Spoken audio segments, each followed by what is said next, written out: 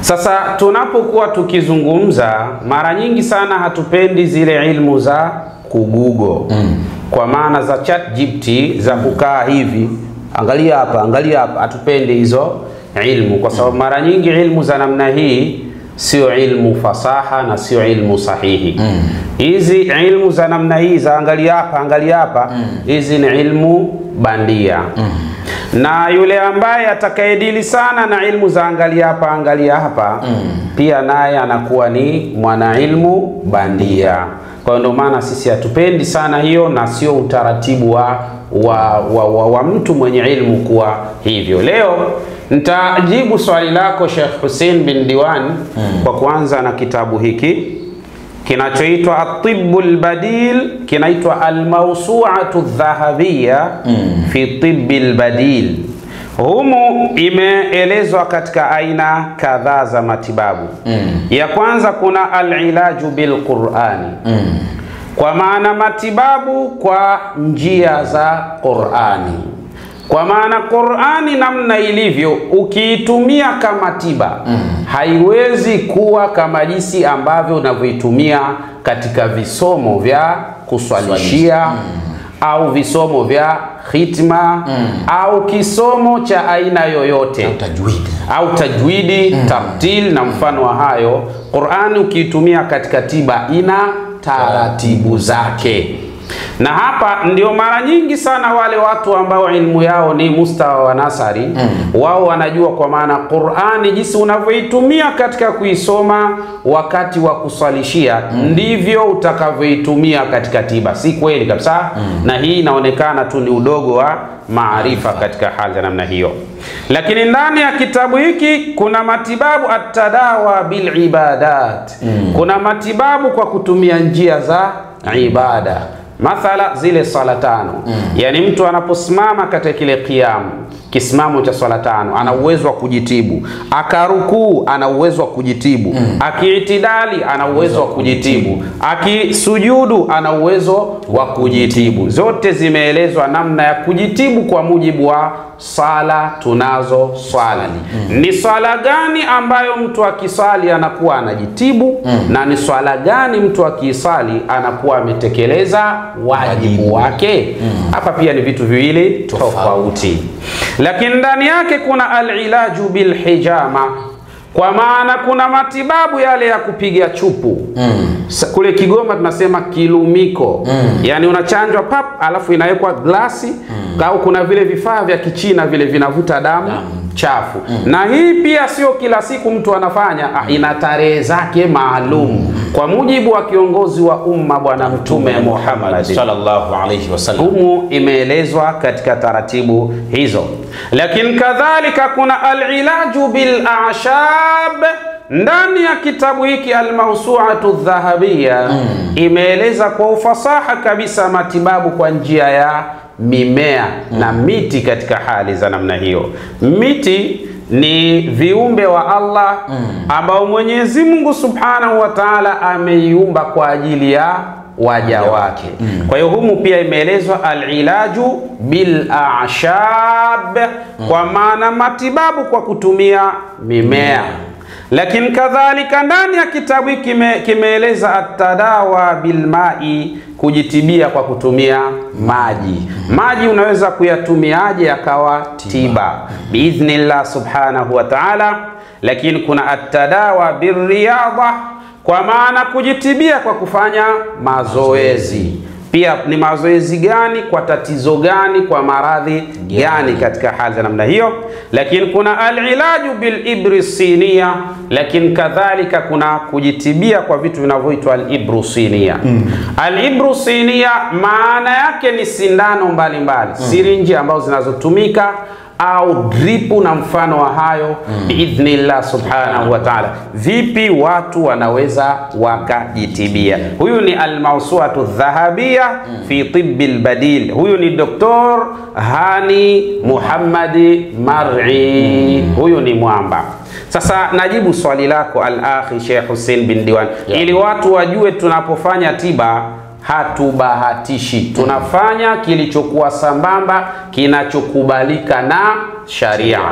Yani sisi ukiona kuna kitu tunakifanya, basi usifikiri tumekurupuka au kafikiria ni bahati mbaya. La, kila tunachokifanya kina mashiko na tuna mashiko nacho. Sasa tiba ni nini au uganga ni nini? Sikiliza maneno haya.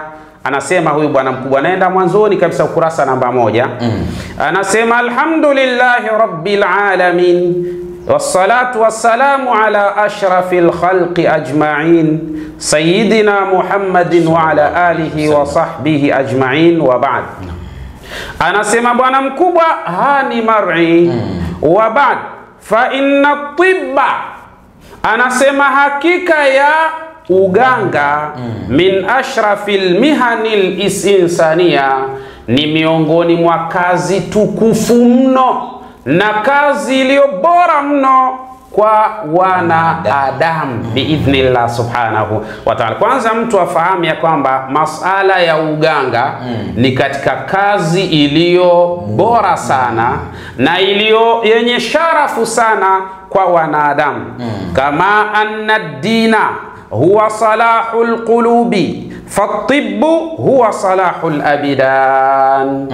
Mwamba huyu anasema kama jinsi ilivyo ya kwamba dini ni kwa ajili ya kusuluhu na kutibu maradhi ya mioyo, lakini kadhalika fatibbu huwa salahul abidan, na uganga nao kazi yake ni kutibu maradhi ya miili. Dini kazi yake ni tiba. Tiba yake inayofanya ni nini? Inatibu maradhi ya moyo. Kwa lugha nyingine dini ni uganga. Uganga ambao unashughulika na nini? Na kutibu maradhi ya moyo. Kama jinsi ambavyo ilivyo uganga nao ni tiba inayotibu maradhi ya miili, allati la ghina lilinsani anha, mambo ambayo mwanadamu hawezi kuyaepuka wala kuyakimbia katika hali za namna hiyo. Haya anasema bwana mkubwa Hani Mar'i katika kitabu chake Al-Mawsu'atu Dhahabiyya fi Tibbil Badil. Hatugugo sisi, tunasema vitu fakti kabisa biidhnillah subhanahu wa ta'ala. Sikiliza maneno, wa huwa aidan wasilatun litablighi alhaqi wa nashri dini baina alkhalqi. Na kwa hali hiyo basi ili tendo la uganga watu kutibia mili ni njia ambayo ilikuwa bora kabisa litabilighi alhaqi, kwa ajili ya kuieneza haki, wa nashri dini baina alkhalqi, na tiba au uganga pia ni njia ya kueneza dini baina ya viumbe wa Allah subhanahu wa ta'ala. Al-akhi Sheikh Hussein bin Diwan, kuna ndugu yangu mmoja ambaye yeye alikuwa Mkristo na ni daktari, alikuwa pale Muhimbili, amewahi kuslimu kwa sababu ya darsa yangu. Nilifanya darsa ikielezea masala ya komamanga, namna gani mtu anaweza kuondosha yani kuwa anawaka moto sana na miguu, na hii ni kwa sababu ya zile vitu ambavyo al-faqarat, kwa maana al-usuusiyya, kwa maana zile pingili za uti wa mgongo. Ikiwa kama zimepata madhara, kwa sababu baina ya uti wa mgongo na uti mwingine kuna vitu vinavyoitwa ghudurufiyya au al-ghadarif. Ghudurufiyya hizi ni mifupa laini. Mwenyezi Mungu Subhanahu wa Ta'ala anaiweka baina ya pingili na pingili nyingine kwa ajili ya kuziwia ihtikaka, msuguano baina ya mfupa na mfupa. Sasa kulikuwa na mtu mmoja, yeye anaitwa bwana Paulo. Wakati huo alikuwa anaitwa Paulo. Ni daktari bingwa katika, yani alikuwa ni specialist wa maradhi ya watoto. Lakini alisumbuliwa na tatizo hili la diski katika hali za namna hiyo. Akaenda India, akafanyiwa kule India, kisha akarudi. Baada ya kurudi hapa kwetu, mambo yakawa bado maumivu yanaendelea katika hali za namna ile. Sasa sisi tulikuwa na semina, kuna vijana walikuwa wanasomea udaktari pale Muhimbili. Kwa hiyo ilikuwa kuna baadhi ya zile semina zao na nini, mara nyingi walikuwa wana Twitter na sisi pale tunakwenda kueleza katika yale tunayoyajua kupitia Qur'ani na sunna za Bwana Mtume Muhammad sallallahu alayhi wasallam. Sasa siku moja wakati nipo naelezea masala haya, kwa sababu ndani ya zile diski kuna vitu vinavyoitwa aslaku telegrafia, kwa maana kuna mishipa imepita ndani kama nywaya neurons ambazo zimekuja kuungana na gamba la ubongo huku nyuma. Sasa iwapo katika mwili wa mwanadamu kutakuwa na vitu vinavyoitwa mgandamizo kutokana na baadhi ya zile ghadharif kuwa zimeliwa, hii inaweza ikapelekea kugandamana katika ile aslaku telegrafi. Kwa hivyo umeme ukawa unaokwenda ima ni mdogo au unaorejeshwa katika mwili ima ni mdogo. Katika hali za namna hiyo ndio mtu atakuwa anapata maumivu makali katika sehemu ya miguu yake, yani kama kuna moto unawaka. Sasa wakati nikielezea katika habari hizi, yule bwana yupo pembeni anasikiliza.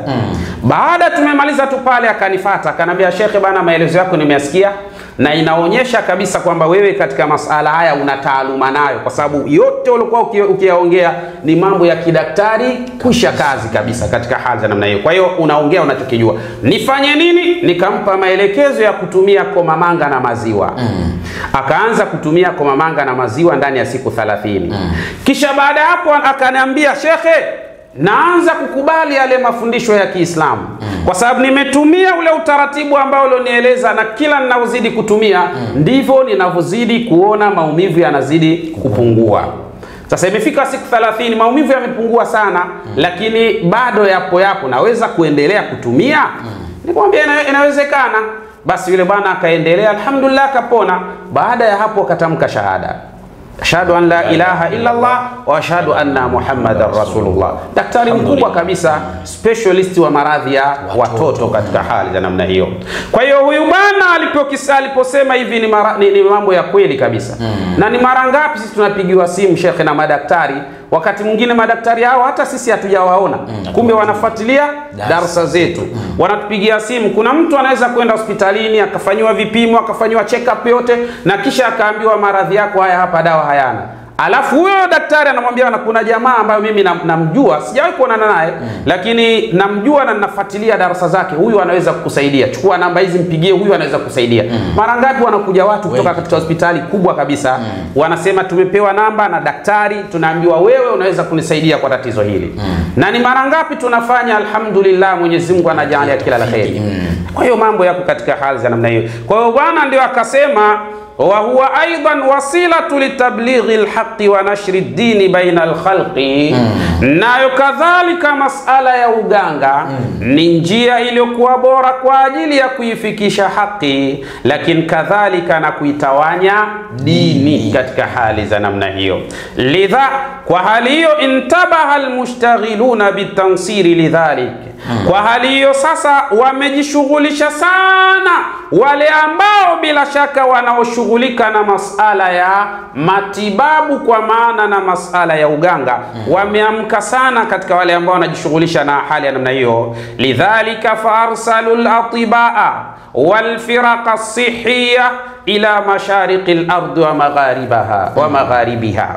Lakini kwa hali ya namna hiyo wakatuma madaktari, kwa maana waganga walio specialisti katika maradhi ya aina mbalimbali, wal firaqa sihhiya, na makundi mbalimbali yanajishughulisha na masala ya kiafya, ila mashariqil ardi wa magharibiha, waende sehemu za mashariki na hata sehemu za magharibi, wazidi kujifunza, wazidi kufanya tafiti, wazidi kufanya uvumbuzi na ugunduzi katika majambo ya aina kadha wa kadha biidhnillah subhanahu wa ta'ala. Wa anfaqu alaiha al-amwal at-ta'ila lihadha al-gharad, na watoe kwa zile tafiti wanazozifanya mali ilokuwa nyingi kwa malengo ya kufikia malengo yale ambayo yanayohitajika biidhnillah. Kwa hiyo tiba za majaribio, yani kufanya testi, kukusanya hiki na kile, kukusanya kile na kile, vikaunganishwa kwa pamoja, kunatokea nini? Kwa mujibu wa taratibu za wanavyoni, madoktori hawa wanasema haina tabu hiyo, na mambo yaendelee biidhnillah. Na mtu akiweza kuwekeza fedha nyingi katika kufanya tafiti, afanye hivyo, kwa sababu kanuni ya tafiti huwa haimwangushi mtu. Yani hiyo fedha utakayoitoa itarudi na natija utaiona kubwa sana biidhnillah subhanahu wa ta'ala. Walaysa tibbu munfasila anid dini. Na anasema na haukuwa uganga ni kitu ambacho kinachoachana na dini. Uganga bila shaka unaambatana na dini katika hali za namna hiyo. Maana yake tiba inaambatana na dini biidhnillah subhanahu wa ta'ala. Falhayatu kulluha yajibu an yakuna qiwamuha wa muharrikuha wa asasuha huwa dinu, kwa sababu maisha yote ni wajibu an yakuna munfasil, yajibu an yakuna qiwamuha, ni wajibu hayo maisha yawe mwongozo wake sawa, wa muharrikuha, lakini kadhalika na njia zake, wa asasuha, na msingi wake, huwa dinu, inatakiwa uwe ni nini? Ni dini katika hali za namna hiyo biidhnillah subhanahu wa ta'ala. Huyu ni bwana mkubwa al-mawsu'atu dhahabia fi tibbi al-badil, yeye ameeleza katika hali za namna hiyo. Leo siwezi kugusa vitabu vyote, tagusa kidogo kidogo tu. Huyu ni atibu ash-sha'bi, atibu ash-sha'bi. Huyo anasema dalilu muwassa'un li'ilaji al-amrad bil adwiyati at-tabi'iyyati al-khaliyati min al-idafati al-kimyawiyyati ad-darra. Bwana mkubwa huyu yeye anasema hiki kitabu ni maalum sana. Dalilun muwassa'un, ni dalili iliyofanyiwa upana zaidi, kwa maana iliyochambuliwa.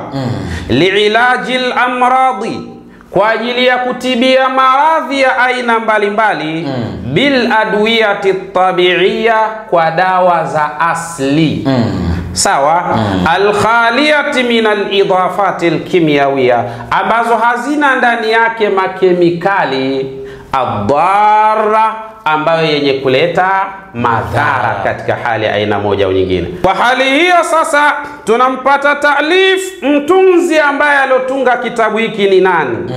Al-ustadhu ad-doktor Jasim Muhammadu Jandali. Huyu ni mwamba, ad-doktor Jasim Muhammadu Jandali.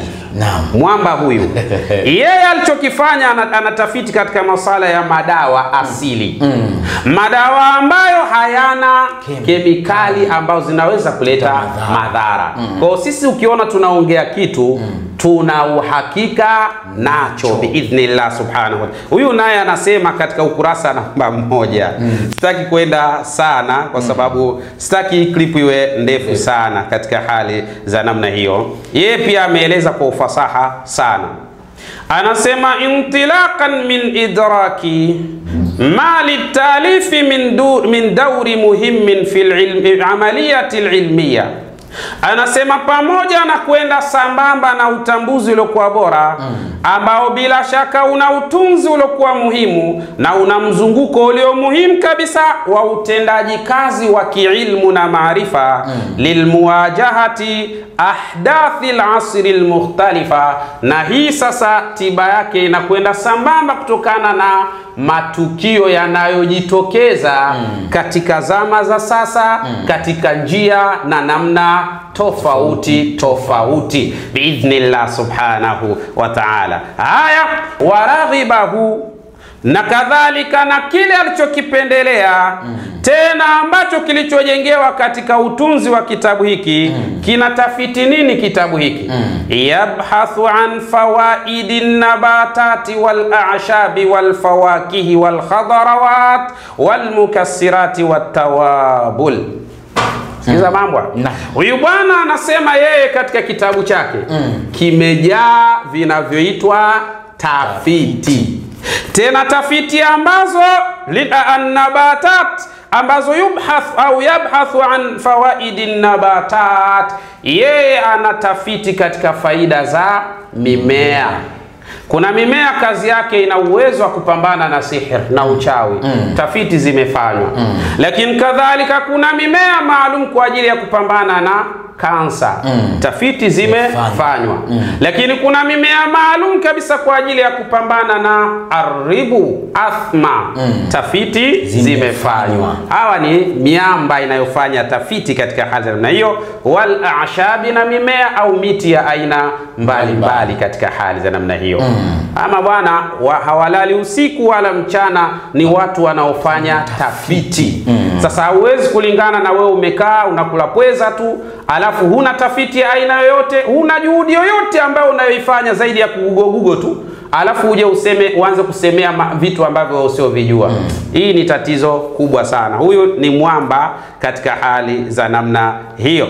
Mwishoni kabisa ana maneno makubwa kabisa, akasema min hayatil insani liyaqduma maalumatin asasiya fi sihatil insani. Kufanya haya ni kwa sababu katika maisha ya mwanadamu kuna umuhimu sana ya mtu kuyapata maalumati yaliyokuwa bora kabisa, ambayo yatakayoweza kuidumisha afya ya mwanadamu.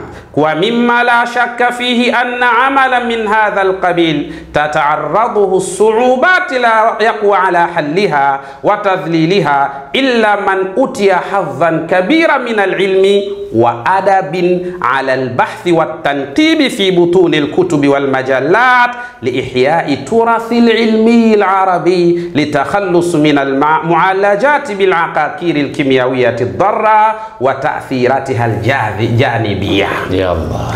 Anasema mwamba, anamalizia maneno yake, alafu tuingie katika kutazama hiyo pointi moja kisha tumalize mada yetu. Huyu mwamba anasema, na miongoni mwa mambo ya msingi wa mimma la shaka, na katika vitu ambavyo havina mashaka hata kidogo, fihi anna amalan min hadha alqabili, ya kwamba kufanyia kazi kabila hili, kwa maana kufanyia kazi tafiti za mimea, lakini kadhalika na miti ya aina mbalimbali na hata majani ya aina mbalimbali, kufanyia tata'arraduhu su'ubat. Hii ni vitu ambavyo vinakutana na mambo magumu sana. Yani wakati mtu anafanya tafiti, kuitwa mshirikina ataitwa, kuitwa mchawi ataitwa, kuitwa mjinga ataitwa, yani kila aina ya matusi na kila aina ya machafu atakutana nayo. Ndivyo jinsi ilivyo katika mazingira. Kwa hiyo ndio maana hata sisi tumekuja kulibaini hili katika mazingira haya, basi hakuna shida katika hali za namna hiyo. Tena anasema la yaqwa ala halliha, wakati mwingine hawezi kabisa mtu kuwa na nguvu katika kuendelea kuyafuatilia masomo haya, watadhliliha, na yule ambaye atakayejidhalilisha kwa kuyafata masomo haya, illa man utiya hadhan kabira min alilmi, isipokuwa ni yule ambaye aliyopewa hadhi iliyokubwa ya ilmu wal adabi, na adabu biidhnillah subhanahu wa ta'ala. Lakini wadaaba ala albahthi, na kaendelea kufanya tafiti, watanqibi fi butuni alkutubi, na kuzama sana katika vitabu, ndani ya vitabu vya aina mbalimbali, wal majallat, lakini kadhalika na magazeti ya aina mbalimbali yanayotolewa kwa ajili ya masala ya kiafya. Akawa anapita katika maeneo vijarida mbalimbali, liihyai turathil ilmi, kwa ajili ya kuisha turathil ilmi, kwa maana zile tamaduni za kiilmu, biidhnillah subhanahu wa ta'ala. Kwa nini? Litakhallusi min almualajati bil aqaqir alkimyawiyya, ili waweze kujinasua na kuepukana kutokana na madawa ya kemikali ad-darra, yenye kuleta madhara, wa taathiratuha aljanibia, na athari zake zenye efekti mbaya katika hali ya aina moja au nyingine katika mazingira kama haya. Kwa hiyo tunaona kwamba kazi ya tiba si kitu kidogo. Kazi kazi ya tafiti sio kitu kidogo. Lakini kadhalika majina ambayo watakaopewa wanaofanya tiba au uganga wala yasiwakatishe tamaa, kwa sababu ndiyo kanuni ya mambo jinsi yalivyo. Lazima tupitie magumu katika hali ya aina moja au nyingine. Huyo ni bwana mkubwa al-Ustadhu Dr. Jasim Muhammadu Jandali. Huyu ni mwamba. Haya, namalizia hapa. Huyu sasa, hii inaitwa Atibu An-Nabawi. Hiki ni cha Ibn Qayyim al-Jawziyya. Mwamba huyu mwanafunzi wa Sheikhul Islami Ibn Taymiyyah. Msikilize na yeye anasema nini katika masala ya tiba, ili mtu usikurupuke mambo ya kuchukua balsamu ukaiunguza ikawajivu ukaambiwa fanya hivi. Si maneno yetu, ni ya maneno ya huyu bwana mkubwa Sheikh ambaye si mwingine ni Ibn Qayyim al-Jawziyya. Kwa ukimwona mtu anatuhumu haya, fahamu kabisa ni mtu ambaye herufi moja katika fani ya tiba hana. Kwa kuwa hana, lazima tumtuhumu hivyo, na marhala yake ya ilmu ni marhala au hatua au baligha ya nasari katika hali za namna. Msikilize huyu bwana mkubwa anasemaje. Yeye anasema wa fi qawlihi sallallahu alayhi wasallama, na katika kauli yake bwana mtume Muhammad sallallahu alayhi wasallama aliposema likulli da'in dawaun, una kila aina ya ugonjwa una kila aina ya dawa zake. Kwa nini tunatafsiri hivyo?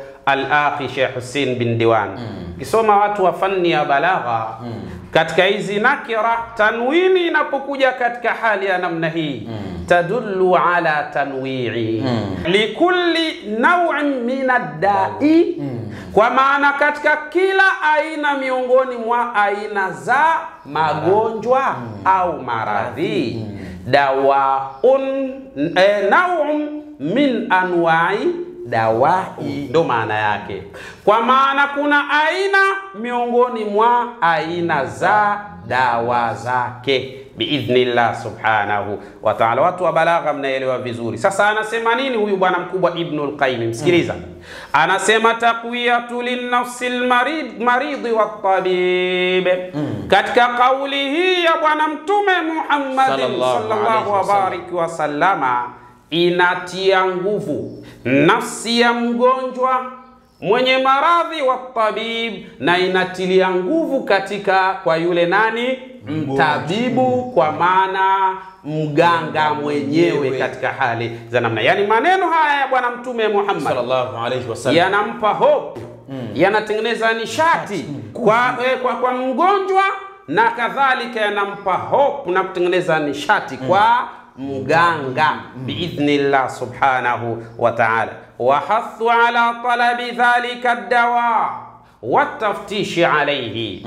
Na anasema na kwa mganga, maneno haya bwana mtume Muhammad sallallahu alayhi wasallam yanamuhimiza mganga awe na tabia ya kufanya utafiti na tajruba na majaribio mara kwa mara katika hali za namna hii. Huyu ni Ibn al-Qayyim. Ibn al-Qayyim anasema tiba haijaishia hapo tu kwake yeye, wala tiba haijaishia kwa mtu fulani, bali anasema kuna mlango unaoitwa at-tajruba, kwa maana wa kufanya nini? Majaribio, testi za hapa na pale katika vitu vya aina mbalimbali, na tija iweze kupatikana biidhnillah subhanahu wa ta'ala. Huyu ni Ibn al-Qayyim al-Jawziyya katika hali za namna hii. Sasa akija mtu anasema tunataka mtume aseme, tunataka Mungu amesema, wewe unakuwa ujielewi, unakuwa mustawa wako ni mustawa nasari. Kwa hiyo sisi tunachofanya ni kukuhurumia tu, kwa sababu tunaona bado na wenye akili mpaka sasa tayari ushaamka. Na hapo Sheikh, lazima watu fahamu kwamba masala ya tafiti unaweza ukabaini kwamba tafiti nyingi zinazofanya za sasa, ukitafuta kwenye Qur'ani pamesemwa wapi na hadithi imesema wapi, ni watu washinda tu kuelewa, kwa sababu kuna hadithi kwa sababu Qur'ani imeutangulia muda. Kwa kuwa imeutangulia muda, kuna aya zinahitaji watu wafanye tafiti. Maana wanaendelea kuvumbua hivi sasa, bado wanaendelea kuishi ndani ya Qur'ani, lakini pia wanaendelea kuishi ndani ya hadithi, kwa sababu tafiti zifanyike. Kwa tafiti zinafanyika leo hii, Na hata hizi tafiti ambazo tumezifanya sisi tumepata majibu haya. Kuna watu watakuja baadaye watakwenda mbali zaidi kuliko hapa tulipofikia sisi. Ndio mambo jinsi yalivyo. Na ndivyo tafiti zinavyotaka. Kwa hivyo kitu kwa macho watu walikuwa fahamu neno tafiti. Wasibaini kama itakwenda katika njia moja kila mtu alifanya ndivyo itakuja tafiti itakuja nayo kwako vile vile. Hatakuja katika hali nyingine na mwingine tafiti kwa namna nyingine. Atapata majibu ya namna nyingine, itapatikana pia njia nyingine. Kwa hivyo mambo yapo katika hali. Kwa watu wanatakiwa fahamu kwamba si kila unaona njia basi wewe kwa kuwa wewe huijui na hujafanya majaribio wala hauna kaida kufanya majaribio na kupatikana majibu ukahisi kwamba huo ni ushirikina au ni uganga, kama mtu anavyosema uganga, anahisi kama neno uganga neno baya ambalo litakiwa sasa kujulikana katika jamii. Akili ndogo. Ni akili tu ndogo na hali ya kawaida. Kitu ambacho naweza kusema kwamba leo hii nenda hospitali yoyote ambayo unaijua wewe, kwenda kwa mganga, utaambiwa kwa daktari, utaambiwa kwa mganga mkuu au mganga mfawidhi. Huyu anakuwa na hadhi kubwa ambayo bila shaka katika jamii sasa inahitaji watu katika hali za namna hii. Kwa jamani, tufahamu kwamba uganga ni kitu ambacho kiko wazi na kinahitajika watu wafanye sana, kwa sababu uganga ni kitu muhimu mno. Pasina kuwa na waganga basi kesho tutaripoti wagonjwa na vifo vitaongezeka siku baada ya siku, kwa sababu Al-Akhi Sheikh Hussein bin Diwan. Hebu nisome mstari mmoja wa huyu mwamba. Hiki kitabu kinaitwa Tis'una Ashaba Shafiyatu fi Baiti al-Attar. Kitabu hiki sio PDF hii. Sio PDF hii. Wala sio maswala yale hapa. Angalia hapa. Hiki ni kitabu. Najaribu kuviona shaka vitabu pia ni kwa changamoto sana kuvipata. Kuvipata vitabu ni ngumu sana kwa sasa. Labda uende Misri au Lebanon ndio unaweza kuvipata hivi vitabu. Lakini kwa huku ni changamoto, au waagize watu wanaokwenda huko unaweza ukapata inshallah. Sasa hiki kitabu kimekuja katika mfumo wa maswali na majibu. Kuna maswali zaidi ya 127 na kuna majibu zaidi ya 1000. Sawa? Kitabu hiki kimeandikwa na al-Ustadh Dr. Abdul Basit Muhammad As-Sayyid. Huyu bwana yeye cheo chake ni nini? Ustadhu tahlil at-tibiyya bil markaz al-qawmi lil-buhuthi, udhu al-majlis al-a'la lishu'uni al-islamiyya, رئيس مجلس إدارة هيئة الإعجاز العلمي للقرآن والسنة. Huyu mwamba yeye ni al-Ustadhu Doktor. Ni profesa huyu. Professor. Aiwa. Na huyu profesa yeye katika jambo gani? Ustadhu tahlili tibiyat bil markaz al-qawmi lilbuhuth. Huyu ni kiongozi mkuu katika masala mbalimbali ya tafiti. Lakini pia udhu al-majlis al-a'la, ni mjumbe katika yani katika majlis al-a'la. Sawa? Lishuuni al-islamia, ni mjumbe katika baraza kuu la Waislamu. Naye pia raisu majlis idarati hay'ati al-i'jaz al-ilmi, naye ni raisi katika majlis ya idara ya hay'ati al-i'jaz al-ilmi katika shirika linaloitwa Hay'atul I'jaz al-Ilmi. Sawa? Shirika maalum ambalo linajishughulisha na miujiza ya kiilmu lilqur'ani was sunna, tena miujiza yenyewe inayotafitiwa katika Qur'ani na sunna za Bwana Mtume Muhammad sallallahu alayhi wasallam. Kwa hiyo ukimsikia huyu mtu jua kabisa ni nani. Sio mbugira kakachukua kaokota huko kwenye PDF kwenye Google. Huyu ni mwamba mwenyewe. Sasa naenda ukurasa namba 11. Baada ya hamdala, kwa maana baada ya hamdulillah. Huyu bwana anasema fa innal a'shab at-tibiyya laysat aqrasan sihriya.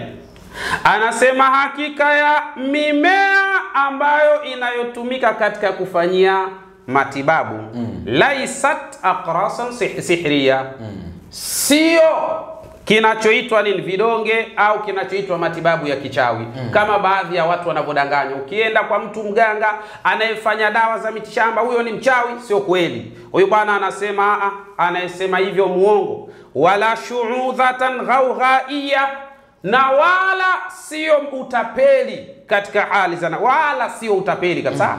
anakataa. Huyu ni nani? Al-ustadhu doktor, profesa huyu.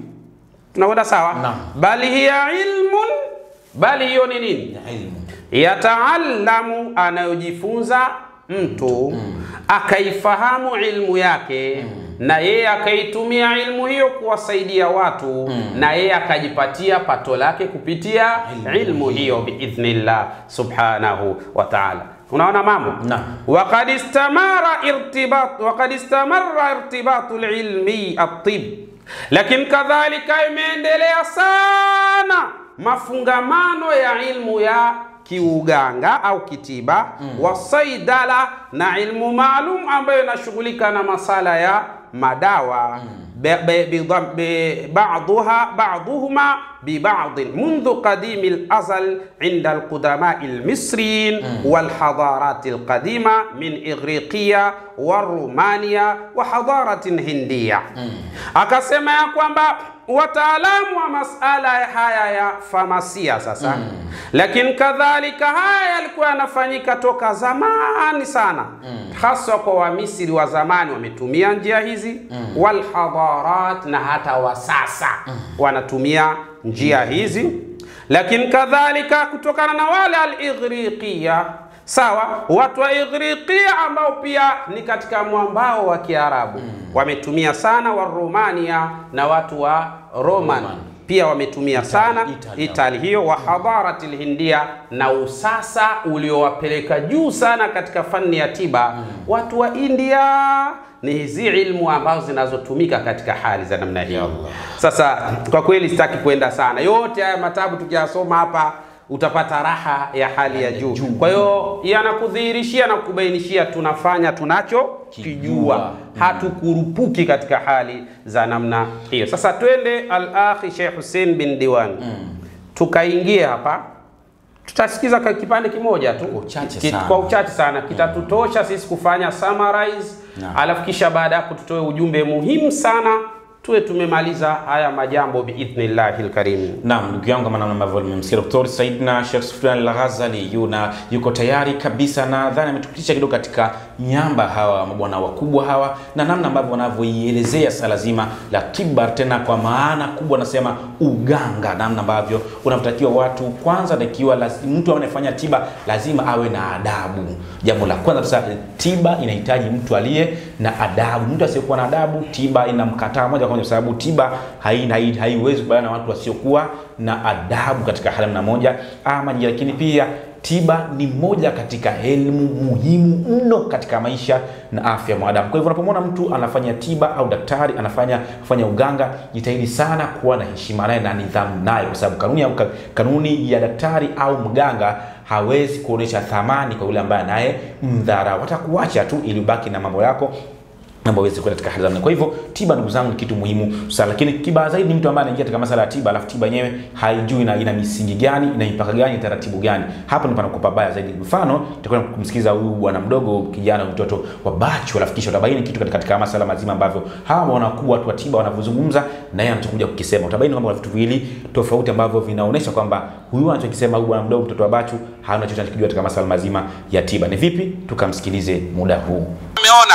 Nafikiri nyote mliopata mtasema alhamdulillah. Naamini kwa sababu naijua mimi utendaji wake hiyo. Ashawauzia watu dawa hapo. Niliwahi kuiweka video hii nyuma, kwa inaitwa Balsam. Awaambia watu Jumamosi ijayo mkija hapa mtakuja kuleta majibu hapa. Tayeb. Nafikiri tumemsikia huyu mtoto wa Bachu. Yeye anasema ya kwamba hapa tumeuza dawa inayoitwa Balsam. Na katika maelezo ya dawa hii ya Balsam tumesema ya kwamba Ijumaa mosi watu watakuja watatoa majibu kutokana na utendaji wa Balsam namna ilivyofanya. Ishara ya kwamba tuna uhakika na kile tunachokifanya. Ingekuwa kuna kitu kinachoitwa utapeli, maana yake tungechukua fedha zao kisha tukakimbia. Simu zisipatikane tena, mawasiliano yasipatikane katika hali ya namna hiyo. Lakini kwa kuwa tumewauzia dawa, alafu tunawaambia Ijumaa mosi mtarudi hapa mtakuja kutuambia matokeo. Ishara dawa hiyo tulioiuza ni madhubuti lakini kadhalika ina utendaji mzuri, na ndio maana tuna uhakika na tunachokifanya biidhnillah subhanahu wa ta'ala. Sasa utapeli unatoka wapi? Hakuna. Kweli tapeli anakuwa hivyo? Na hapo tunamsikiza bwana mkubwa Dr. Abdul Basit Muhammad As-Sayyid kaeleza vizuri. Kakataa kabisa katika tiba hakuna utapeli kabisa. Na kasema hivyo kwa sababu anajua watu kama hawa, huyu mtoto wa Bachu wapo wanaweza kuja kutia dosari katika masala ya tiba ambayo hayana dosari katika hali za namna hiyo. Lakini huyu mtoto, mimi nikwambieni tu ndugu zangu, kinachomsumbua sasa mimi nimekijua. Na kwa kuwa nimekijua kile ambacho kinachomsumbua, kuna haja ya kutoshughulika naye. Kwa nini? Maneno ya al-Imamu Shafi'i yanasema, min aqwali Shafi'i, katika kauli zilizosemwa na al-Imamu Shafi'i anasema, al-ilmu arba'atu marahili, kwa maana ilmu zina hatua ngapi? 4 au balighe 4 katika hali za namna hii. Anasema al-ilmu arba'atu marahil, man ta'allama al-ula. Anasema al-Imamu Shafi'i, yoyote yule ambaye atakayejifunza ilmu na akawa katika ilmu hiyo yupo katika marhala au balighe ya kwanza, dhanna annahu a'lamu nnasi, basi mtu huyu atadhani ya kwamba yeye ni mjuzi mno kupita watu wote. Fayazidu inkaruhu, basi kutazidi kupinga kwake. Walam yaqbal illa muwafiqan lahu, na wala hatokubali lolote linalotoka kwa mtu yoyote ila ni lile linalokubaliana na uchache au udogo wa akili yake katika hali za namna hii. Sasa al-Imamu Shafi'i amenifanya nimjue huyu mtoto yupo katika balighe ya nasari, ambao ni balighe namba 1. Kwa kuwa yupo katika balighe ya nasari, basi atakuwa na hali zifuatazo. Moja, Imam Shafi'i anasema atajiona kwamba anajua, atadhani ya kwamba anajua sana kumpita mtu yoyote, lakini kadhalika itazidi sana kupinga kwake, lakini kadhalika hatokuwa ni mtu anayekubali isipokuwa yale yanayowafikiana na udogo wa akili yake katika hali za namna hii. Hii pia imenithibitishia. Nilikuwa na mtoto wangu yuko nasari. Mtoto wangu huyu yeye alikuwa amesoma hisabu zile za jumlisha. Siku moja mimi nikawa namlepelekea hisabu za toa. Akanambia, baba, hicho kitu hakuna kabisa, vitu vya namna hiyo hakuna. Umeona? Kwa nini? Kwa sababu yupo katika marhalatul ula, kwa maana katika balighe ya kwanza ambayo ni nasari katika hali za namna hiyo. Tulibishana sana kwamba hicho kitu hakuna, nikaona bado huyu mdogo balighe yake ya nasari hii. Kisha baada ya hapo sasa alipotoka nasari kwenda darasa la kwanza, akaanza primary. Sasa sikiliza hapa palikuwaje. Katika hali ya namna hii nilipomwambia haya, 1 toa, yani 2 toa 1, akanambia 2 toa 1 ni 1. Nikamwambia, sasa umejuaje hii? Wewe ulisema hakuna. Akawa anacheka, sababu nilikuwa sijajua. Kwa sasa nilichokibaini kwa huyu mtoto, atasumbua sana watu, atawaona watu hawajui kwa hizo PDF zake na hizo Google zake. Lakini sababu kubwa niloibaini, nimemsoma sana Imamu Shafi'i, kanifungua sasa najua kwamba kumbe tunapambana na mtu aliyo katika balighe ya nasari.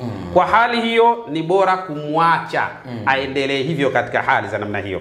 Kwa nini? Akasema marhala ya pili, fa idha taallama marhalata thania, yani huyu mtu ambaye ana balighe ya nasari akamaliza nasari kisha akaingia katika balighe ya pili au marhala ya pili, sawa, primary, alima anna ma fatahu min alilmi kathir, atafahamu ya kwamba yaliyompita katika ilmu ni mambo mengi. Kwa sababu kule nasari yeye alikuwa anajua yeye ndio kila kitu, na kaishajua kila kitu.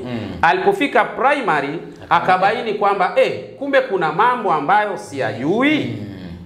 Basi alipokuwa katika hali ya namna hiyo, sasa akawa anafanya kazi kutaka kuyajua yale ambayo asiyeyajua katika hali za namna hii. Sasa anasema fa idha taallama almarhalata athalitha, lakini pindi anapojifunza katika hatua au balighi ya tatu, alima anna ma fatahu akthar bikathiri mimma balaghahu, atajua kwamba yale ambayo aliyoyajua ni machache na yale ambayo bado hajayajua ni mengi sana. Marhala ya tatu maana yake sekondari, sasa hiyo na advance yake sahihi kabisa. Hapo sasa atabaini kwamba mengi nimejua, lakini kuna mengi zaidi siyajui katika hali za namna hiyo.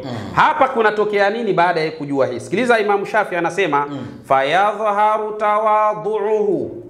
Hapa sasa utaona inamdhihirikia yeye kuwa mnyenyekevu, kwa sababu atakuwa anajua siku zote hapa nilipo kuna walio juu yangu. Kwa hiyo lazima niwe mnyenyekevu, lazima niwe mtulivu. Kile nisichokijua mimi haina maana hakipo. Kile nisichokijua mimi haina maana hakiwezekani. Kile nisichokijua mimi haina maana ni haramu katika hali. Yani huyu akishajua hivi sasa utamuona anakuwa na tawadhu. Sasa wewe ukimpima huyu mtoto unajua tu kwamba yupo balighi gani. Unabaini dhahiri shahidi kabisa. Kwa hiyo utapata tabu sana na mtu wa hali ya namna hii. Wa ya'lamu annahu lam yahut, na ataona ya kwamba mtu lam yuhitta, kwamba atakuwa ni mtu ambaye hajayazunguka majambo yote. Bi'ashri mi'shari ilmi, hali kwa makumi na makumi ya ilmu za aina mbalimbali. Atabaini kwamba bado ana mapungufu mengi sana. Sasa hii ni marhala ya tatu ambayo tunamshukuru Mwenyezi Mungu sisi tupo katika marahili hizo. Amma rabi'a, marhala ya nne, anasema fala yasilu ilaiha ahadun illa an yakuna nabiyan. Hawezi kuifikia yoyote miongoni mwetu isipokuwa labda awe nabii wa Allah subhanahu wa ta'ala. Kwa hiyo mimi nimepata kubaini kwamba huyu mtoto kinachomsumbua sio ilmu, kinachomsumbua sio maarifa, sio ujuzi, kinachomsumbua ni balighi ya nasari. Kwa nini? Kwa sababu balighi ya nasari ukitaka kujua alama zake, yani mtu ambaye anapokuwa katika balighi ya nasari alama zake ni nini? Ni kuwa yeye anadhani ya kwamba a'lamun nasi, ya kwamba yeye ndio mjuzi kuliko watu wote. Sasa akiwa dhana yake ni hivyo, unafikiri utamtoa kwenye dhana hiyo? Fayazidu inkaruhu, lakini alama ya pili patazidi kupinga kwake sana. Ukimtazama tunamuona anahisi anajua na kupinga ndio kumemtawala. Lakini alama ya tatu, walam yaqbal illa muwafiqan lahu, hakubali la mtu yoyote isipokuwa yeye anachokubali yeye ni kile kinachokwenda sambamba na udogo wa akili yake katika hali za namna hiyo. Kwa baada ya kulibaini hilo, umeona hakuna haja ya kuendelea na mtu huyu katika majambo kadha, ni kuachana naye. Yeye aje atukane, aseme kejeli zake na mauzauza yake, huyu ni mtu wa kumpuzilia mbali katika hali za namna hiyo. Inshallah naam, kama alivyomsema Dr. Saidna Yusuf Al-Ghazali, ujumbe wake wa mwisho kabisa anasema huyu mtu ni wa kumpuzilia mbali, kwa sababu ni mtu ambaye yupo katika balighi ya nasari, kwa maana kupinga kutakuwa kwingi, lakini pia kujiona anajua kuliko mtu mwingine ndio kunako msumbua, na hii ni moja tu katika dalili ya mtu ambaye yupo katika balighi ya nasari. Kwa hivyo kitu cha msingi ambacho ni yeye sasa aje aamue kutoa povu, atakavyoweza kutoa, watu wanaachana naye kabisa, kwa sababu washabaini mustawa wake ni wa balighi ya nasari, ndio namfanya kuwa katika hali zama hii. Lakini kama atatoka katika level hii kwenda akaanza primary, basi utabaini kabisa kwamba hayana yafanya sasa kwenye hii balighi yake ambayo iko nayo ya nasari, ataiacha mara moja, na atakuwa sasa ataanza kujua kwamba kuna mengi hapo alipo hayajui na wapo wanaojua. Anapaswa kutulia ili kuendelea kuvuna katika mengi ya wale ambao wanaojua. Kwa mimi ni kwa kitu cha msingi tu ni kwamba sasa tunaachana naye rasmi kijana huyu, mtoto wa Bachu, na tunaendelea masuala yetu mengine. Kitu kikubwa ambacho naweza kuambia tu ni kwamba, na haya hajafanyika kwa bahati mbaya, ni kwamba tayari watu wanakaa na watu wenye kuwa na taaluma na wameona linaloendelea. Al-akhi Sheikh Hussein bin Diwani, hapa mimi niseme neno. Mimi nimepigiwa simu na watu takriban 4 kutoka katika nchi mbalimbali. Watu wawili wametoka Marekani. Mmoja nikimsikia kama Msomali hivi lafdhi yake jinsi alivyokuwa akinieleza, ananiambia Shekhe, sisi tunakupenda sana na tunafuatilia sana darsa zako, na darsa nyingi zina manufaa katika umma na jamii. Ushauri wangu mimi nilikuwa na shauri kama inawezekana basi hili jambo la huu mjadala nilikuwa naomba kwamba ungeliacha. Ungeliacha kwa sababu hatupati faida yoyote katika malumbano haya. Hatupati faida yoyote zaidi ya kuwa tunaona kama watu tunachanganyikiwa yani katika haya. Kwa sababu nyote tunawapenda mashekhi zetu, lakini sasa haya malumbano tena yanakuwa nini? Haya mwingine leo hii asubuhi baada ya salati alfajiri kanipigia. Huyu ndo kanambia maneno ya busara sana. Kanambia, shekhe bana, sisi tunafuatilia lakini mimi na mtazamo kidogo. Kanieleza mtazamo wake, wallahi ni mtazamo mzuri. Na mimi kama mwanadamu lazima niwe ni mtu ambaye nasikiliza maoni ya watu na kuyafanyia kazi inshallah biidhnillah subhanahu wa ta'ala. Lakini kuna mashekhe wangu ambao pia wamewahi kunieleza hili jambo. Kwa hiyo mimi ni kama mtu mwenye adabu na nidhamu, tunaheshimiana na mashekhe ambao wamenipigia simu. Wananijali na mimi nawajali, tunatembeleana. Sasa kwa hali hiyo kuna haja ya kuachana na hili suala. Yeye aje atukane, akejeli, mimi sintamjibu, isipokuwa kama ataendelea kwa muda mrefu sana, kwa sababu pia asabru hududun, pia subra nayo ina mipaka katika hali za namna hiyo. Lakini kubwa zaidi aliwahi kunieleza mmoja katika mashekhe wangu vipenzi vyangu, Sheikh Nurdin Kishki. Sheikh Nurdin Kishki, kuna siku nimemtembelea mimi pale ofisini kwake, akanambia, shekhe, mimi naona sana zile rudud baina yako wewe na huyu mtoto wa Bachu. Akanambia, mimi ushauri wangu achana naye. Achana naye, huyu mtoto hana adabu, hajui mkubwa, hajui mdogo. Achana naye shekhe wangu, nakuomba piga moyo konde, achana naye. Ana maneno machafu, ana lugha mbaya, ana kejeli, lakini achana naye. Sasa Sheikh Nurdin Kishki ni katika mashekhe ambao mimi binafsi namrespekti sana, na mheshimu sana, kwa sababu kazi aliyofanya katika da'wa ni kazi kubwa sana. Lazima tuwe wa kweli tu. Kazi aliyofanya ni kazi kubwa sana katika da'wa. Kwa hiyo sisi tunamrespekti na tunamheshimu sana, na tunapokea pia ushauri wake pia biidhnillah subhanahu wa ta'ala. Lakini pia na shekhi wangu mwingine ambaye ni upande wa huyo Bachu. Yeye yupo Kenya, huyo shekhi wangu, ambapo ni katika jamaa zangu wa karibu. Ni watu ambao tunaongea sana. Na hata mimi huwa nikienda Kenya Mombasa, mara nyingi sana huwa nafika msikitini kwake na ananipa fursa naongea pale msikitini. Ingawa sisi hatukubaliani kimitazamo. Yeye ana mtazamo wake na mimi nina mtazamo wangu, lakini hatujawahi kuvunjiana heshima, hatujawahi hata kuzozana, hatujawahi hata kupishana Kiswahili. Hatujawahi. Tukikutana tunapendana wenyewe, tunafurahiana. Pale tunapokwenda pamoja tunakwenda pamoja, pale ambapo tunapoachana tunaachana katika, na hatuna madhara ya aina yoyote. Naye pia alinipigia simu akanambia, shekhe, huyu mtoto si tulishamuasa sana.